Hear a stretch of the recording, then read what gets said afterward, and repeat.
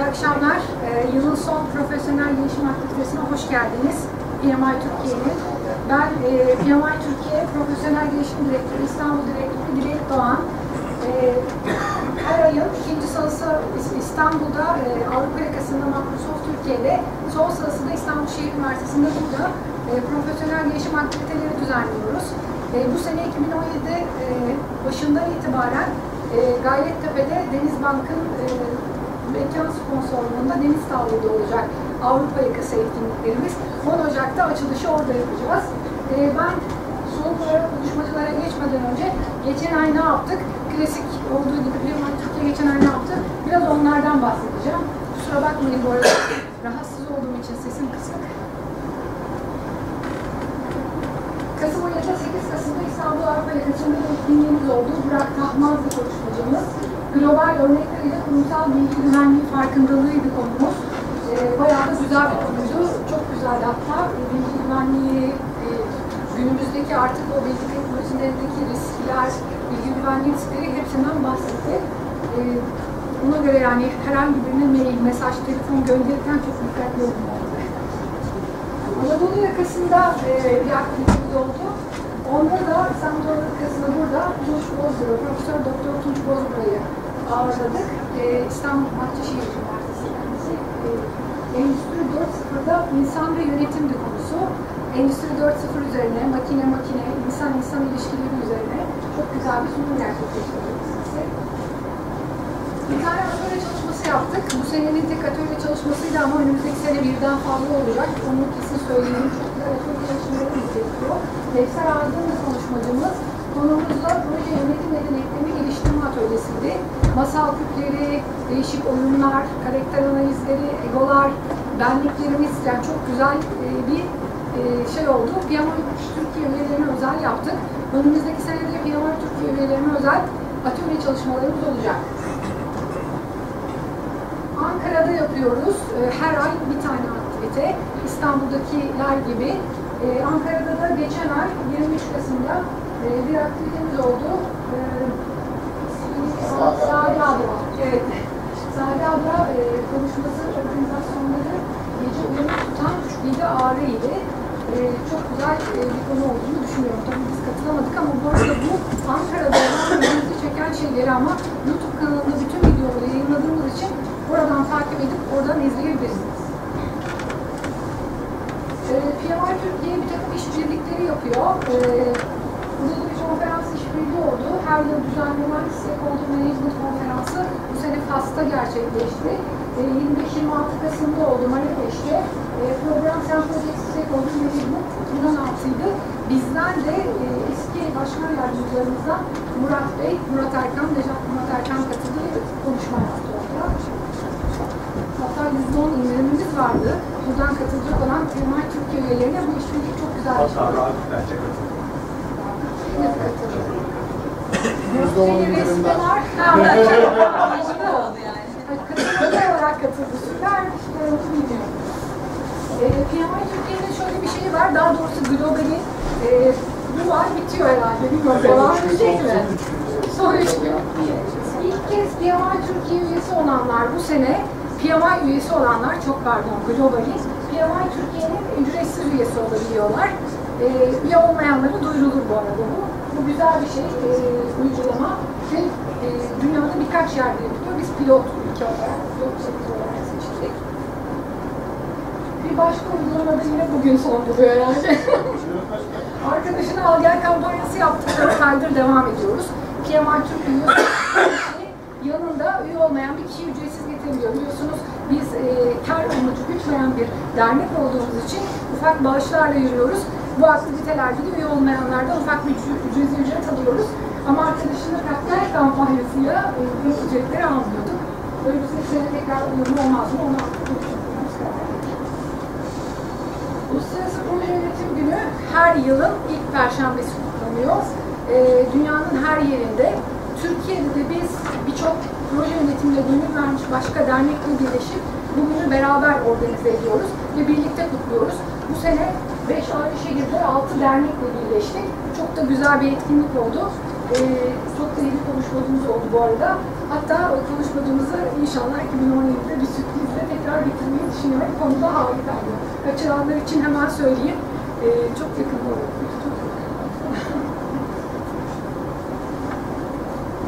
Burada bunlar resimler vardı. Başka şekiller teknoloji eğitim fuarı geçen ay yaptıklarımız okullara, fuarlara, bir takım yerlere PMI Türkiye olarak gidiyoruz ve orada PMI Türkiye nedir, proje yönetimi nedir, proje yönetimi mesleği nedir gibi şeyler anlatıyoruz. Aynı zamanda okullarda PMI İletişim mi anlattınız? Mustafa Bey başkan yardımcımız, bu seneki başkan yardımcılarımızla geçen ay teknoloji eğitim fuarındaydı ve PMI Türkiye'yi ve PMI İEF'i anlattı. PMI İEF, PMI yıl globalin desteklediği PMI Education Foundation Vakfı. Biz bu vakıf genelinde okullara giderek öğretmenlere, çocuklara proje yönetimini nasıl anlatabiliriz anlatıyoruz. Bir takım sunumlarımız var, bir takım bir kit var daha doğrusu. O kiti, pardon. Bundan sonra seni götürürken çok güzel. Ben de yapanlardan biri olduğum için gönüllü olarak bu işinden ayrı olarak, buradaki gönüllüden ayrı olarak orada da gönüllüyüm. Orada gidip workshoplar yapıyoruz. Öğretmenlere, çocuklara ilkokuldan hatta anaokulundan liselere, üniversitelere kadar proje yönetimini nasıl anlatabiliriz'i önce kiti anlatıyoruz. Sonra atölye çalışması yapıyoruz. Mustafa geçen ay anlatmış. Proje yönetim çalışmaları Ankara'da yapıldı.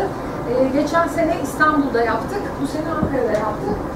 Ankara'daki proje yönetim ofisi başlarıyla, PMO başlarıyla bir araya geldi. Onlarla proje yönetimi üzerine, PMO üzerine neler yapılabilir, proje yönetimi mesleğini geliştirmek adına neler yapılabilir, aslında bir takım işte sinerji yaratmak, yeni fikirler doğurmak, birlikte neler yapabiliriz bunu anlamak için bir konuşma toplantısı gibi bir şey.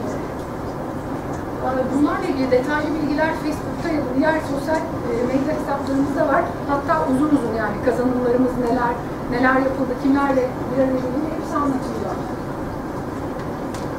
Geçen ay bir proje yönetimi eğilim analizi anketi yaptık. Bu anket 15 Aralık'ta son buldu. Proje yönetimiyle ilgili bir takım sorular vardı ankette. Anket sonuçları herhalde henüz açıklanmadı. Mart'ta açıklanacak. Doğru, burada da yazıyor olacak.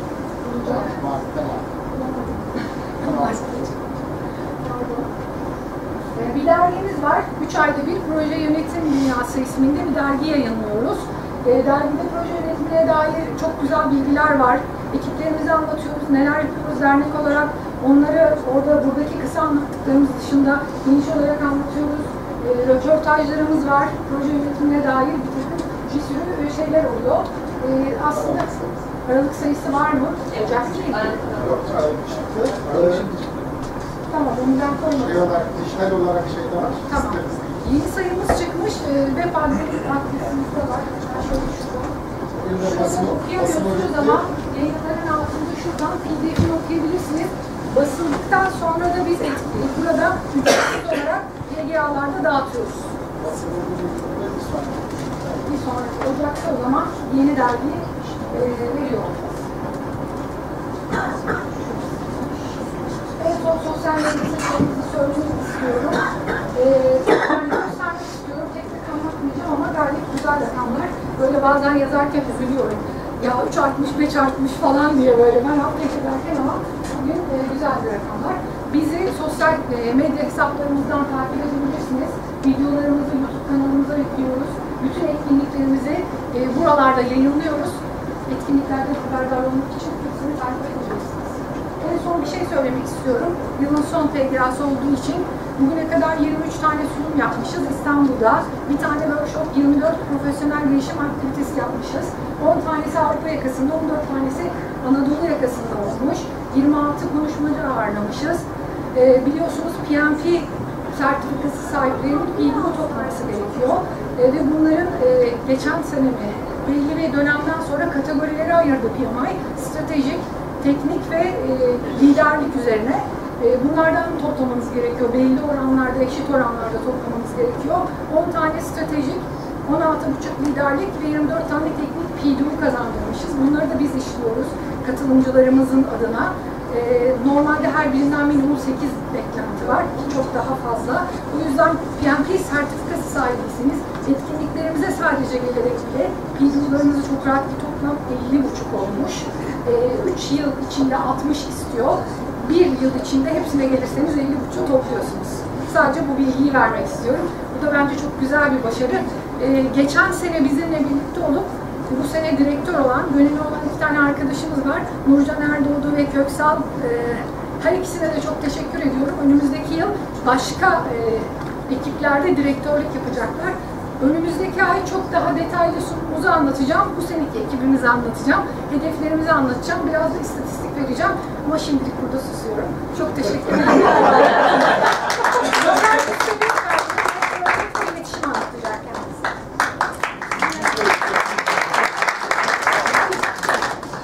Bir daha bana çok konuşuyorsun demek. Bir de bu nezle hali. Nezle hali. Evet. Ama benzettim yani sizi kendime konuşurken sürekli iletişim halinde. Aynen bakın. İsmim Zafer Düztepe. PMI ekibimizi davet ettikleri için çok teşekkür ediyoruz. Burada bir PMI ekibi var. Bir de sosyal medya duyurularından sonra gelenler var. Kimler misafir olarak buradalar şu anda? Şöyle bakıyoruz güzel. Yer herhalde arasında bir gelen kitle var. Benim biyografimi okuyanlar kimler? Bizim sunumumuzda vardı. Bakayım. Bayağı bir uzun diyor. Gece 3'te yazdım.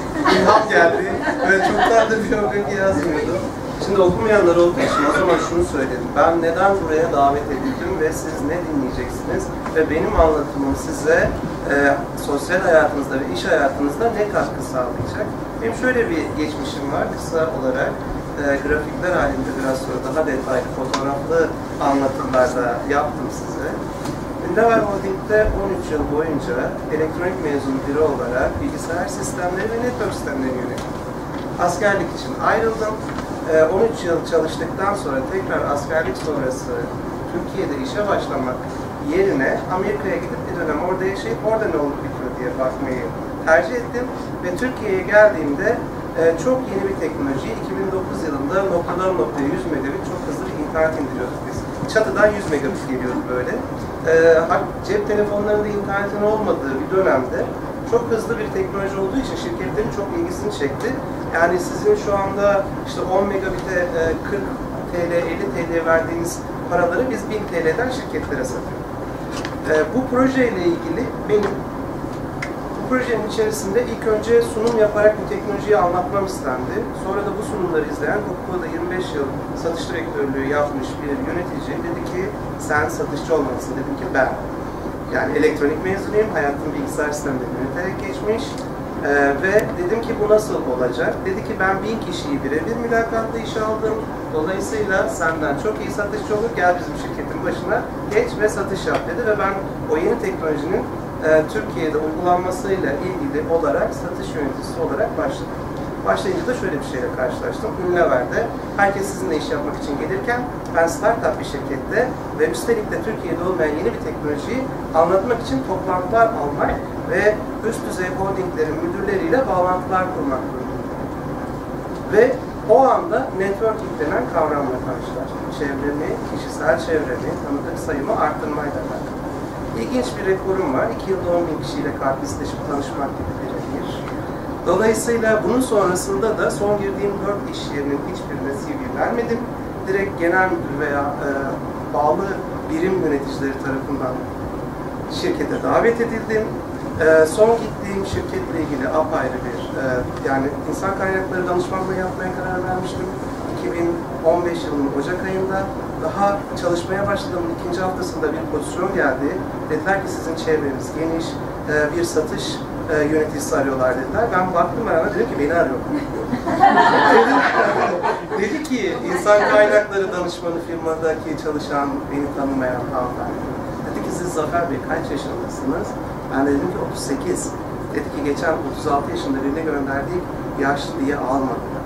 Dedim ki ben o zaman önden beni tanısınlar CV'si hazırlamıştım bir tane. Dedim ki sana CV'mi vereyim, şirkete lütfen gönder.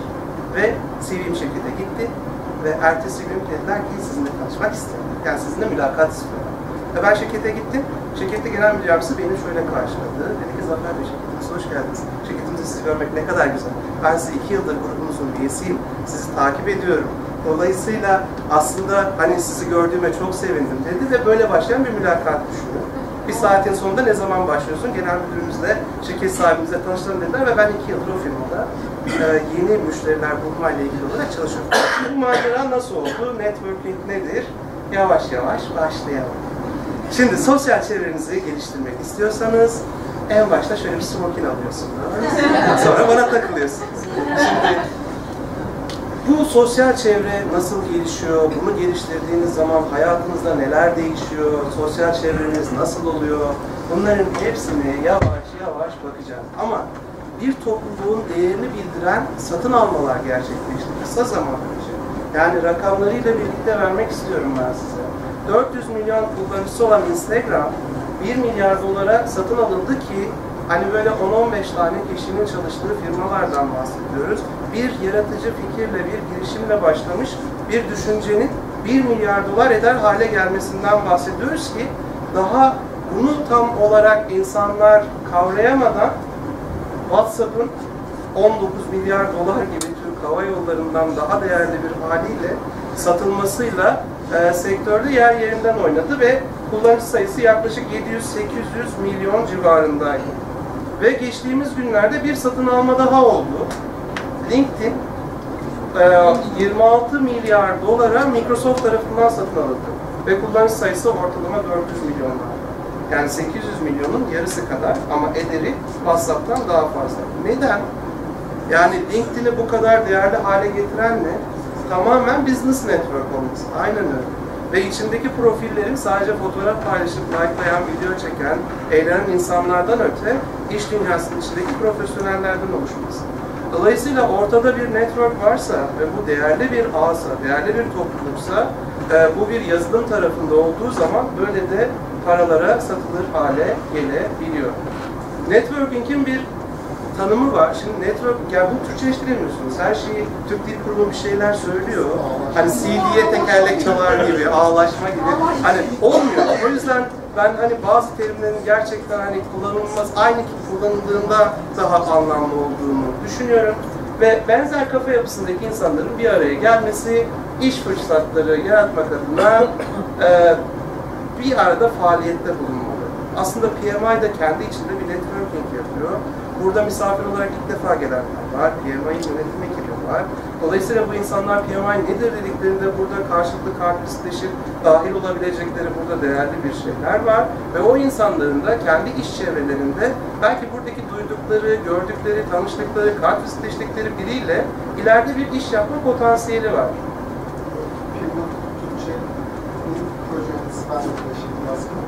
Ben çok üzerinde çalıştığımız kelimelerden biri buydu. Ne güzel. İş ilişkisi oluşturmak. İş ilişkisi, yani tanım olarak Türkçeleştirilebilir ama hani böyle maalesef bu böyle Word Excel'in Türkçeleşmesi gibi anlamıyorsunuz yani orada ne demek istemişti falan. Bunun İngilizcesi neydi diye düşünen insanlar haline gelebiliyor. Networking aslında bir yaşam tarzı. Hakikaten bunu biraz sonra hani ben fotoğraflarıyla, örnekleriyle, işte neler yaptığınızda, neler oluyorla ilgili daha detay örnekler verdiğinde daha iyi anlayacaksınız. Bir yaşam tarzı haline geldiğinde bir süre sonra sosyal faaliyetlerin içerisinde ortak işte bulunan kişi olduğunuzda insanlar zaten sizi tanımaya başlıyorlar. Aynı etkinliklerde dolaşan bir kitle oluyor. O kitlenin içerisindeki insanlardan biri olsanız bir kere en azından o beraber dolaşan insanlarla bir daha samimi hale geliyorsunuz. Onlar sizin yaptığınız işi anlar, siz onların yaptığı işi anlar hale geliyorsunuz. Ve burada şimdi tabii ki bir şey sahte bir şekilde yapıldığı zaman insanlar hissediyor. Ve sizin orada bir çıkar amaçlı olarak eğer yapıyorsanız bir işi, çünkü ben biraz sonra kendi yaptığım etkinliklerde gözlemlerimi de aktaracağım size. Yani bizim etkinliklerimizde mesela tek seferlik gelen katılımcılar olduğu gibi işte 2 yıl boyunca yapıyorsak, engel bir durumu yoksa her seferinde gelen katılımcılarımız da. Şimdi genelde tek sefer gelen katılımcıların derdi şu oluyor. Bu kadar insan var burada, ben bunların hepsinin bir kartvizitini alayım, hemen de yaptığım işe herkese mail atayım, bunlardan ne gelirse bana satış olarak tamamdır diyor. Ama bu insanların başarılı olma şansı %1'den az. Çünkü ihtiyaç değilse, ucuz değilse, piyasaya rağmen hani kaliteli ve aradığı bir şeyle o anda karşılaşmadıysa böyle bir reklam faaliyetinden hemen tanıştıktan sonraki satış yapılması işleminden kimse hoşlanmıyor. O yüzden hani networking'i zamana yaymak gerekiyor. Biraz sonra üzerinde daha detaylı duracağız ve anlamlı ilişkiler kurmak gerekiyor. Şimdi burada networking nedirle ilgili değişik tanımlar var. Tanımlardan birisi de diyor ki bir kişiden başka bir kişiye bilgi, fikir ve ilişki taşıyarak az bir çabayla çok şey yapabilmek. Şimdi eğer sizin bağlantılarınız çok kuvvetli olursa ve insanlar sizi tanımlarlarsa ilginç tabii şeylerle de karşılaşıyorsunuz. Geçen bir iş dünyasından tanıdığım bir hanımefendi aradı, dedi ki Zafer Bey sizin çevreniz geniş. Evet, buyurun. Bir tane önemli bir iş adamı yurt dışından geldi. Beşiktaş'ta bir residence'da işte dayalı döşeli bir daireye yerleştirdik. Ama tekrar temizlenmesini istiyor. Acaba bu bölgede çalışan bize hemen gelebilecek bir temizlikçi bulur musunuz? Şimdi günde böyle 10'a yakın ilginç birbirinden enteresan telefon alıyorum ben. Hiçbiri birbirini tanımıyor. Herkes böyle arıyor. Ben onlara bir şeyler söylüyorum. Bir numara gönderiyorum. Bu arada o hanımefendinin işi çözüldü. Şöyle çözüldü. Bizim Beşiktaş'ta bir dernek başkanımız var. Ben o hanımefendiyi aradım. O hanımefendi kendi temizlikçisini ona gönderdi ve sorunu çözüldü. Yani aslında hani beni arayarak sorunu çözebileceğini düşünüyordum. Evet var, çözebiliyorsunuz. Ve hani hakikaten bunu yapabildiğiniz zaman ben bunlara işte aslında hani böyle bir key account çalışanlar vardır ya, işte anahtar şirketler diyorlar sizin için. Onlara kestiğiniz faturalar çok önemlidir, o şirketler çok önemlidir. Bir de hayatınızda anahtar kişiler olsun hakikaten. Yani ben bu insanla beraber çay kahve içip sohbet ettiğimde, ben bu insanla beraber bir işte etkinliğe beraber gittiğimde, bu kişi benim oradaki insanlarla tanışmama, kişisel gelişimime, bana bir katkıda bulunur dediğiniz insanlardan hayatınızda ne kadar çok olursa ve siz de ilerleyen zamanda bu insanlardan biri olursanız, çünkü şöyle bir soyut yasa var. Siz ne kadar ihtiyaç karşılarsanız sizin de o kadar ihtiyacınız karşılanıyor ama ihtiyacınız karşıladığınız kişiden değil. Dolayısıyla siz kendiniz eğer birilerine faydalı olursanız bu birine gülümseyip gününü güzel hale getirmek de olabilir. Yaşlı bir hanımefendiyi trafik ışıklarından geçirmek de olabilir. İnanın o gün başınıza bir olumlu bir şey daha gelir başka bir yerde. O yüzden hakikaten burada anlamlı bir şeyler yapmak lazım ve burada bir de şu var. Çoğu zaman networking dediğimiz şeyde sizin kimi tanıdığınızdan ziyade kimin sizi tanıdığı daha önemli. Yani insanlar sizin isminizi hafızalarına getirdiklerinde ilk önce ne akıllarına geliyor? Yaptığınız iş mi aklına geliyor? Yaptığınız hobiniz mi aklına geliyor? Yani siz mesela her hafta sonu balık tutuyorsunuzdur. İnsanlar size aklınıza geldiğinde o balık tutan bir arkadaşım benim diye aklına geliyordur. Ama siz aynı zamanda işte bir firmanın bir ürünün distribütörlüğünü de yapıyorsunuzdur. Ama o aklına gelmiyordur. Dolayısıyla insanların aklında en fazla ne şekilde yer ediyorsanız o insanların sizin yaptığınız, ihtiyaç duyduğunuz işle ilgili size birilerini yönlendirmesi de onunla doğru orantılı şekilde oluyor. O yüzden insanlarda nasıl etki bıraktığınızla alakalı olarak da bir stratejinizin olması gerekiyor. İnsanlarla bir aradayken en fazla ne konuşuyorsunuz ve siz onlara ne tür aktarımlar yapıyorsunuz, onlar sizi nasıl algılıyorlar? Önemli noktalardan birisi de bu. Burada tam görünmüyor. Aşağıda bir emme basma tulumba var. Yaşı biraz müsait olanlar hatırlayacaktır. Yeni nesil İstanbul'da doğup büyüyenler hiç görmemiş olabilir. Burada bir tulumba var. Bu tulumbanın özelliği şu. Benim köyde işte Aydın Nazilli'de yaşıyor benim dedelerim. Dolayısıyla bizim çiftlik evinde var bu tulumbalardan ve bu tulumbaların şöyle bir özelliği var. Uzun süre kullanılmazlarsa kuruyorlar ve size yerin altından o suyu bastığınızda çıkartmıyorlar. O suyu çıkartmalar için yapmanız gereken bir şey var. Şöyle bir şişe kadar bir suyu ilk önce veriyorsunuz. O bir ıslanıyor. Ondan sonra aradaki hava gidiyor ve bastığınızda su veriyor. Dolayısıyla networking ile ilgili, yani siz iş arayışındaysanız, iş aradığınız anda geliyorsanız bir kişiye, o insanın size samimi bir şekilde yardım etmesini bekliyor olmanız biraz yani saflık oluyor. Aynen öyle. Yani çünkü siz ihtiyacınız yokken insanlarla iletişim kurmuyorsanız, o insanın ihtiyacım var diye bir senedir hiç merhaba demediğiniz, çay kahvesini içmediğiniz, halini hatırını sormadığınız bir insanla bir şey istediğinizde tamamen o andaki ruh yapısına bağlı size yardımcı olması. O yüzden ilk önce siz verin. Siz insanlara nasıl yardımcı olabileceğinizle ilgili küçük şeyler keşfedin. Herkesin mutlaka bir yeteneği var. Herkesin mutlaka karşı taraftaki insanlar için yapabilecekleri var. Bunları keşfedin ve bunları karşılıksız olarak verin. Bir süre sonra size de başka insanların başka faydalarla geldiklerini göreceksiniz. Yani burada insanların mesela hani bizim Türk toplumunda pek yok o ama genelde yabancılarda var. Biz tanışmaktan, bir merhaba demekten çekinebiliyoruz bazen topluluk içinde. Neden? Bu topluluk önünde, sahne önünde konuşmayla da alakalı. Bizim Toastmaster isimli bir kulübümüz var. Biraz sonra daha detay vereceğim onunla ilgili. Topluluk önünde konuşmayla ilgili korkularınızı yenmenize yardımcı oluyor. Dolayısıyla böyle bir korkunuzun olduğunu keşfediyorsanız bu korkudan kurtulun. Çünkü bunun en temel içte yatan sebebi egonuzdan kaynaklanıyor.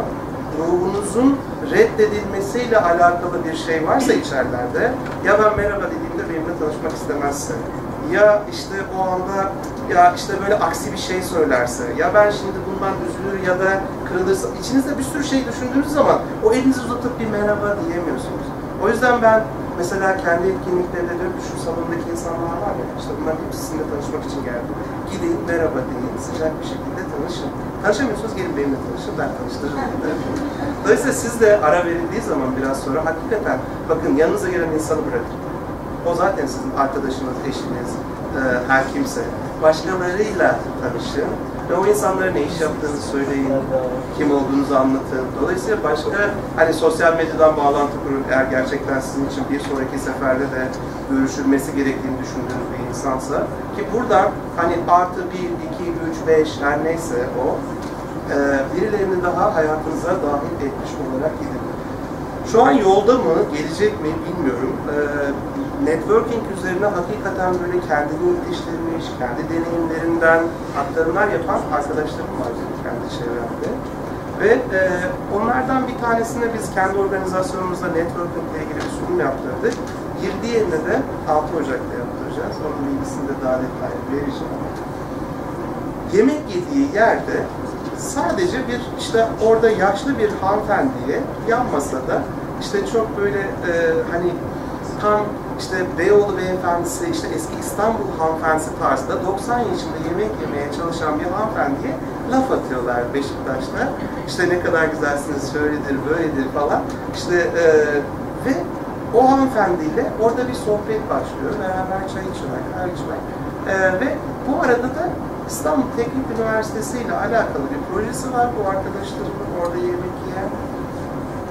İşte oraya gidip edeceklerini konuşuyorlar iki arkadaş ve hanımefendi onlara şeyi söylüyor. Ben İstanbul Teknik Üniversitesi'nin mütevelli heyetinin başındaki profesör olarak uzun yıllar orada çalışmış olan kişiyim. Ben diyor bir telefon edeyim sizinle ilgilensin. Dolayısıyla bazen yemek yerken yan masanızda oturan kişi ya da işte o anda tanışmadığınız veya önem vermediğiniz bir insan sizin hayatınızda bambaşka bir yerde sizin hayatınızı kolaylaştıracak veya artı bir değer katacak bir insan olabiliyor. Fırsatlar etrafımızda her yerde var. Dolayısıyla bunları değerlendirmek gerekiyor. Bu abimiz gerçekten ilginç bir abiydi. Hayatında ilk defa kız istemeye gidiyor. Ve böyle uzaylı gibi duruyor. Tam bir İstanbul'da yetişmiş birinin bir kız isteme seremonisinde olduğunu düşünün. Orada da bir tane başka bir hanımefendi var. Ve o hanımefendi de böyle, o da uzaylı gibi duruyor bulunduğu ortama.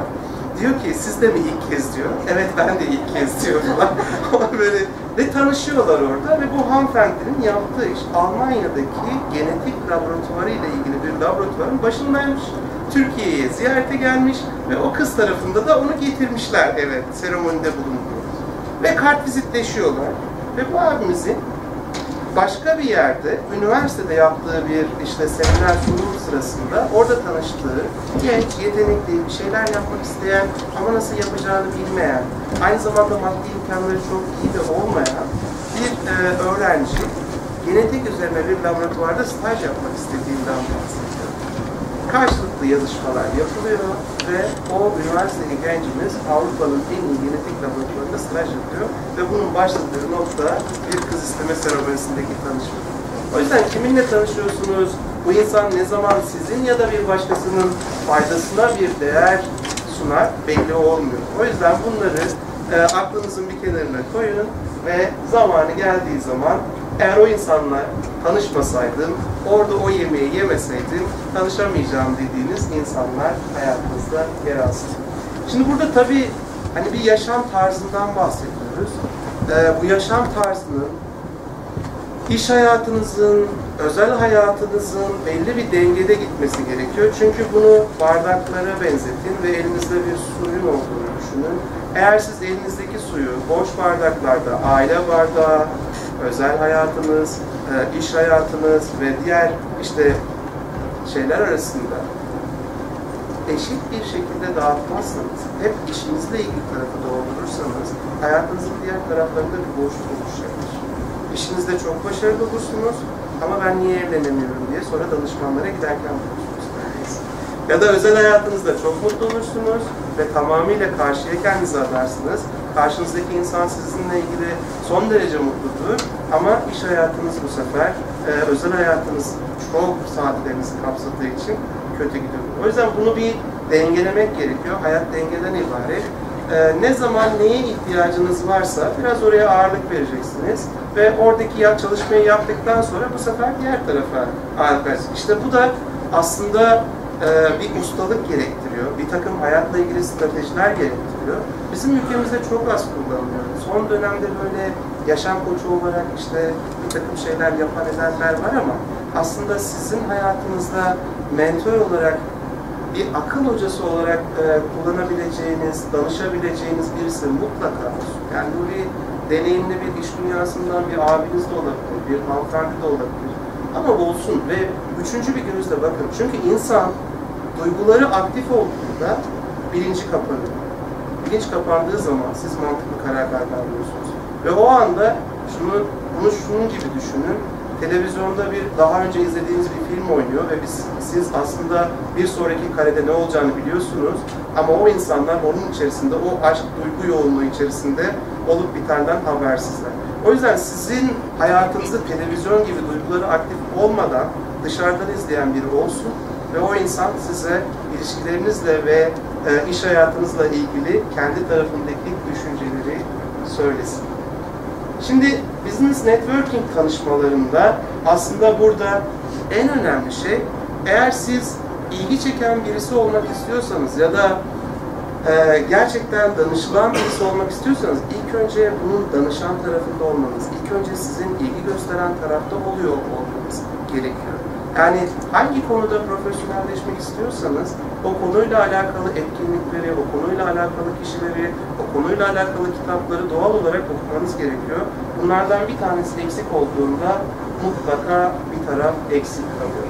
Ve network'inizi kurarken buradaki işte tablodaki gibi yani siz eğer sadece parti yapan bir etkinliğe katılıyorsanız oradan iş dünyasıyla ilgili insanlarla tanışıyor olmanız veya işinize katkı sağlıyor olmasını düşünerek oraya gidiyor olmanız şans ve tesadüfe dayalı olacaktır ki gerçek hayatta şans ve tesadüf diye bir şey yoktur. O yüzden bir networking faaliyeti içinde olacaksanız, bir network kuracaksanız bunun tamamen hedeflerinize uyumlu ve içerideki kişilerin de sizin hedefinizle uyumlu olması gerekiyor. Ve eğer insanlar sizin o işin içinde olduğunuzu bilmiyorlarsa işin içinde değilsinizdir. Yani benim öyle enteresan işler yapan arkadaşlarım var ki biz onlara şeyi soruyoruz. Annen yaptığın işi biliyor mu? Çünkü anneler network'ü var ve inanılmaz şeyler yapıyorlar. Yani hani sizin annenizin yaptığınız işi detaylı biliyor olması komşularıyla işte o günlerde falan sohbet haline geliyor. Ve orada şununla tanıştıralım onu deyip bağlanılan işlere inanamazsınız. O yüzden etrafınızdaki insanların, yakın çevrenizin, aile bireylerinizin kesinlikle sizin ne yaptığınızı net olarak bilmesi lazım. Eğer bilirlerse size doğru yönlendirmeler yapabilirler.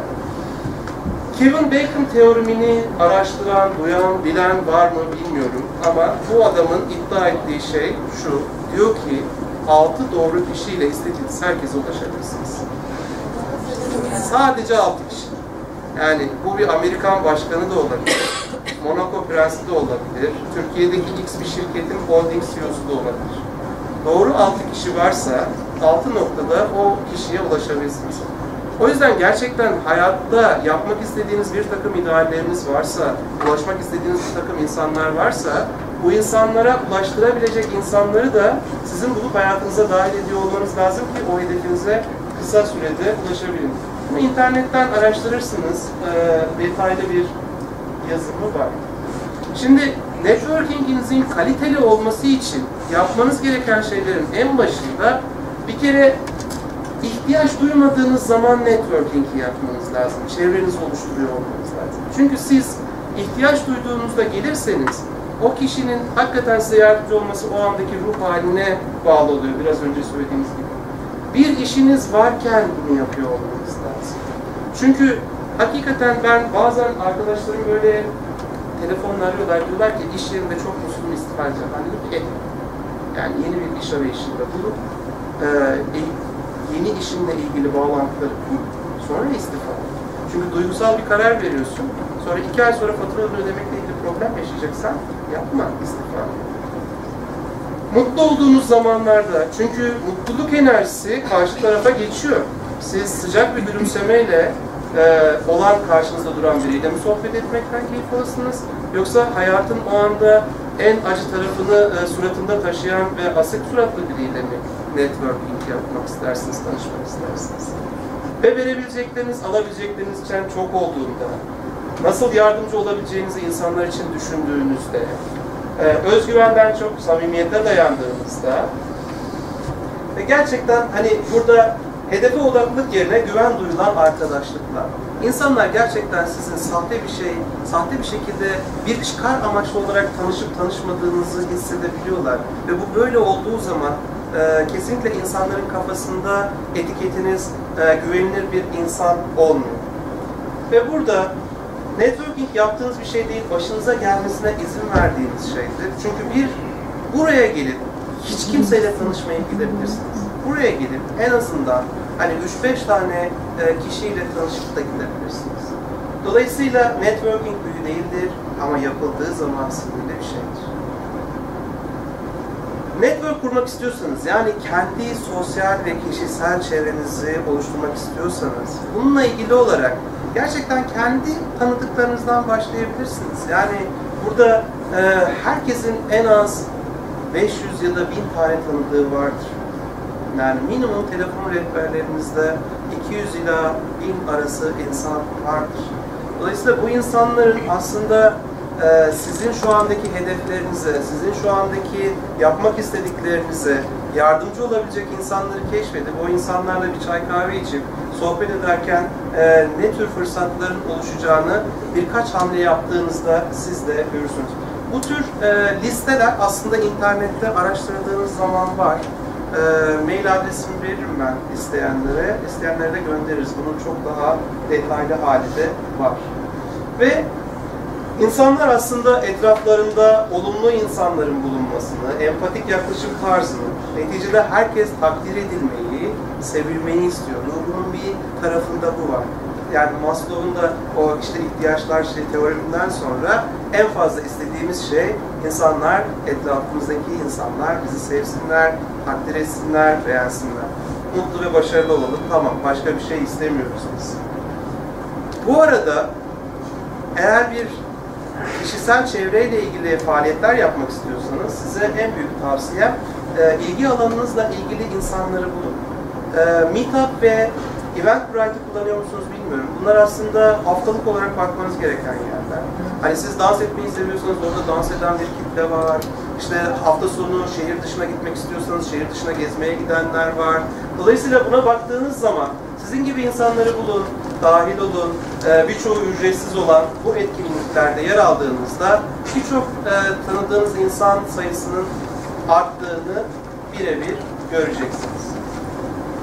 Evet, LinkedIn hakikaten son yıllarda giderek artıyor. Türkiye'de de 4 milyonu geçti LinkedIn kullanıcısı. Dünyada 400 milyondan fazla seviyede. Ve sizin burada LinkedIn içerisinde iyi bir profilinizin oluyor olması, profilinizde bilgilerin doğru bir şekilde oluyor olması, sizin yeni fırsatlarla karşılaşmanız için enteresan şeyler sağlıyor. Son aldığım 2 iş teklifinde sorduğum soru şuydu: beni nereden buldunuz? LinkedIn. Neden? Çünkü LinkedIn'in bir özelliği var. Özellikle headhunter'lar, işte yetenek avcılarının kullandığı özel account'lar var ve bunlar anahtar kelimeler tarıyorlar. O taradıklar, mesela işte proje yöneticisi arıyorsa, işte bir PMI sertifikası arıyorsa, sizin profilinizde PMI ile ilgili bir şeylerin oluyor olması hemen onu sizin milyonlarca şey arasından karşınıza getiriyor. Profilinize bakıyor ve sizin o işle uygun olup olmadığınızı 20-30 saniye içinde karar veriyor. Dolayısıyla profilinizin çok özenli hazırlanmış olması lazım. Bu konuda birazcık çalışma yapmanızı şiddetle tavsiye ederim.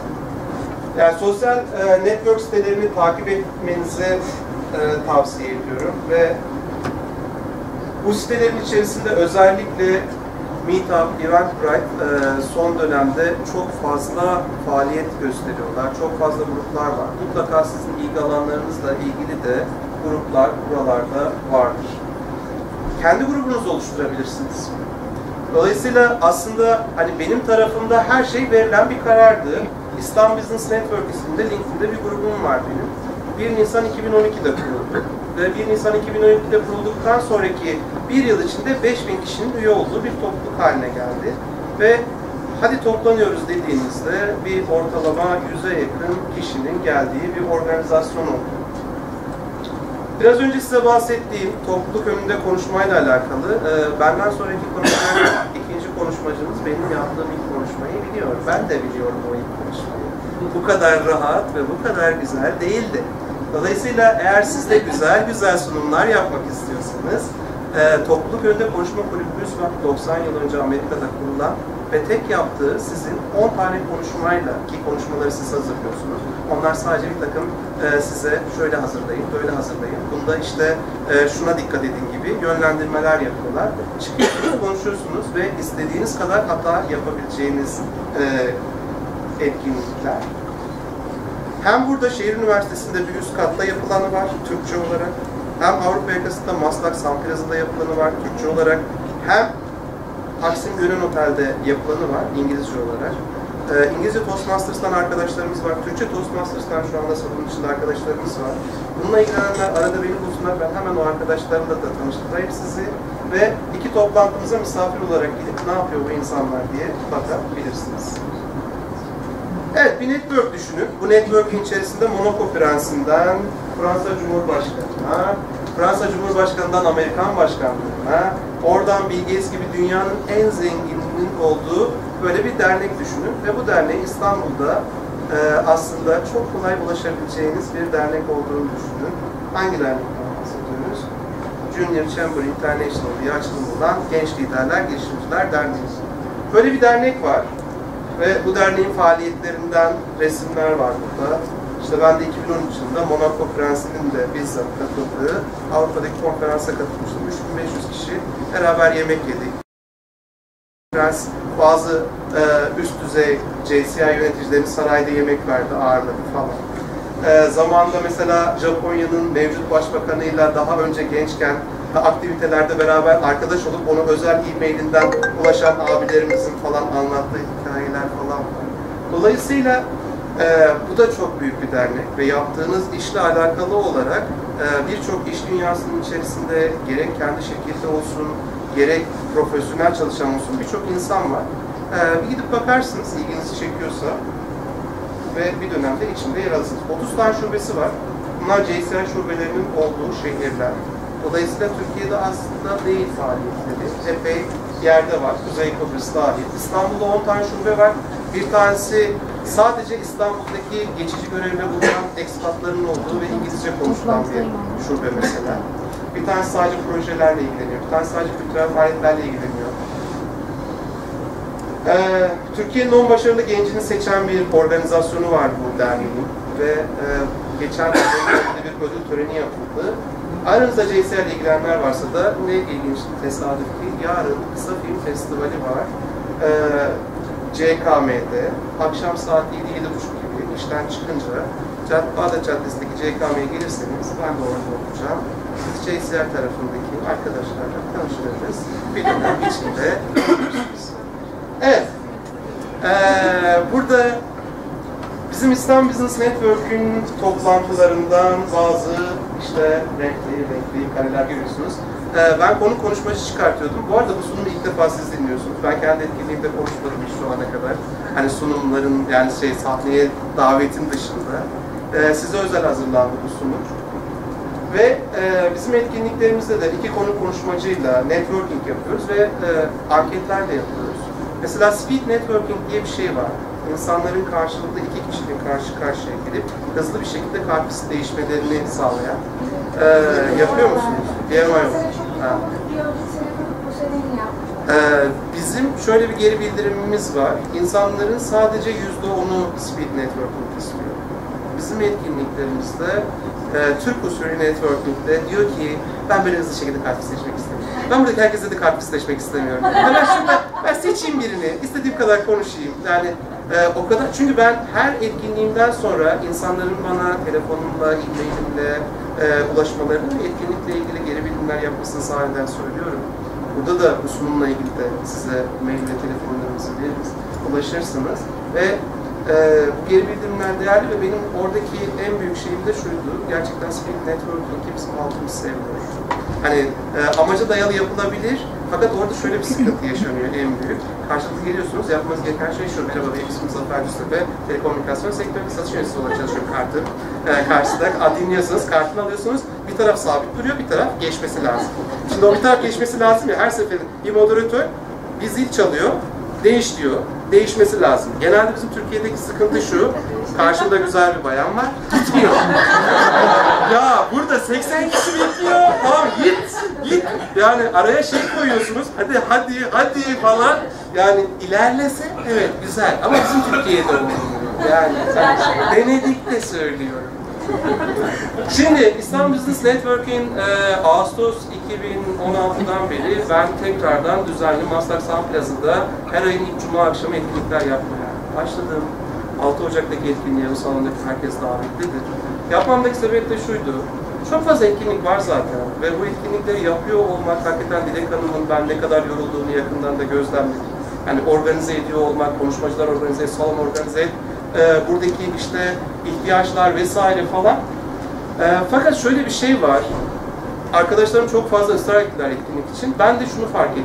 Yani siz de hayatınızda şunu kabul edersiniz ki karşılıklı oturduğunuz zaman bu şehirde çay kahve içtiğinizde çok güzel sohbet ettiğiniz, keyif aldığınız insanlar var. Ama bu insanlar aynı sektörde sizinle çalışmıyorlarsa, özel hayatınızda görüşecek kadar yakın değilseniz, bu insanlarla 3 ay, 6 ay, 9 ay geçiyor, siz bir çay kahve bile içememişsiniz. O yüzden ben insanlara dedim ki, ünü ve yeri sabit olacak şekilde bir etkinlik açıyorum her ay. Kaç kişinin geldiği hiç önemli değil. Hatta böyle güzel konuşmacılar da organize edeceğim. Gelin çay kahve içelim, sohbet edelim. Ve siz 3-5 tane daha tanıyacağınız insanla orada tanışın. Bununla ilgili çok fazla fotoğraf var. Facebook'ta İstanbul Business Network var. LinkedIn'de var. Meetup'ta var. Eventbrite'da var. Birçok şey var. Dolayısıyla aslında her şey şu masadaki gibi başlıyor. Hani gerçekten kendinize bir strateji oluşturmanız lazım, bir yöntem geliştirmeniz lazım. Nereden başlayacaksınız? Neye göre kişisel çevrenizi geliştireceksiniz? Hangi etkinliklere dahil olacaksınız? Bununla ilgili olarak ben Dilek Hanım'a bir öneride bulundum. Dedim ki kartvizit ve iletişim bilgilerini de toplayın. Sonunda bir çekiliş yapalım. Ben 4 akşam birer saatimi ayırıp buradaki o çekilişte kazanan insanlarla bunun sırlarını birazcık daha detaylı bir arada paylaşabilirim. Çekilişe kalırsanız belki siz de çıkarsınız. Kartvizitlerinizi kayıt masasına bırakmadıysanız kartvizitlerinizi bırakmanızı tavsiye ederim. Sonunda 4 kişiye özel olarak birebir Zafer Bey danışmanlık verecek. Evet. Şimdi bakın 2010 yılında 2010 yılında aslında 2010 yılında başlayan bir şey. Benim kişisel çevremi geliştirmeyle ilgili verdiğim karar ki İstanbul'da bile değildim. Müller Holding'in Gebze'deki fabrikası, işte Knorr ve Lipton çay fabrikası, artık günde 100 tane tırın çıktığı deponun bir işleminin 7/24 ekibimle birlikte problemsiz çalışmasıyla ilgili çalışan yöneticiydim. Ve böylece de bahçeli müstakil bir evde yaşıyorken tekrar İstanbul'a geldiğimde yeni bir işle askerlik sonrası başladı. Ve bakın burada bir mail grubuyla başladı. Daha sonra İstanbul Business Network kuruldu. Benim IT sektöründe olmamdan sebep CIO, IT Direktör diye bir grubumuz var. İkinci konuşmamız Kariyer Spot grubunun kurucusu. Şu anda bu grup yeterince kariyerle ilgili çalışmalar yaptı ve şu anda liderler yetiştirmeye karar verdi. 2017 yılı için Lider Spot oldu bu grubun ismi. JCI var. Sabah 6.45'te toplanan bir topluluk var. Business Network International diye. Sırf merak ettiğimden bir sene parasını verip üye oldum. Yani hakikaten tecrübe, bakın kolay satın alınan bir şey değil.